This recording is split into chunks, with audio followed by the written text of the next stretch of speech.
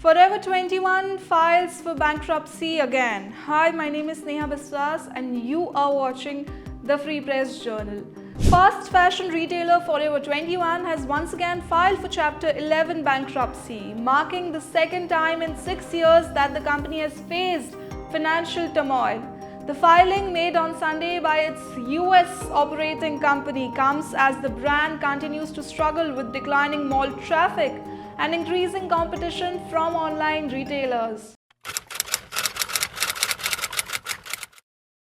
With no potential buyers stepping forward, the bankruptcy filing could lead to liquidation of the company's approximately 350 US stores. However, Forever 21's trademark and intellectual property remain under the ownership of Authentic Brands Group, ABG, suggesting that the brand may continue in some form through licensing agreements or restructuring. Despite the bankruptcy filing, Forever 21 has announced that its US stores and website will remain operational during the court-supervised sale and liquidation process. International stores will not be affected by this restructuring. According to a filing with the bankruptcy court in the District of Delaware, Forever 21 has listed its estimated assets between $100 million and $500 million, while its liabilities range from $1 billion to $10 billion. The filing also reveals that the company has between 10,001 and 25,000 creditors.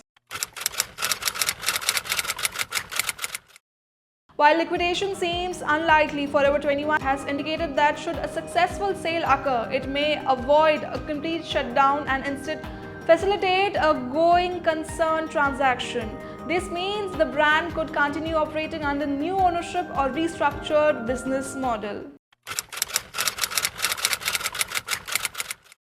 Forever 21 was founded in Los Angeles in 1984 by South Korean immigrants and quickly became a go-to brand for young, budget-conscious shoppers looking for trendy fashion. At its peak in 2016, the company operated around 800 stores worldwide, with 500 in the United States.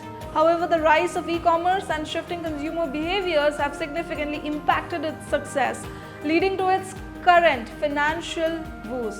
The brand had previously filed for Chapter 11 bankruptcy in 2019 before being rescued by Spark, a joint venture between Authentic Brands Group and mall operators Simon Property and Brookfield Asset Management. Now, are you happy with this news? What is your take on this? I want to hear your thoughts. Write to us in the comment section below and don't forget to like, share and subscribe to the Free Press Journal. Thank you for watching.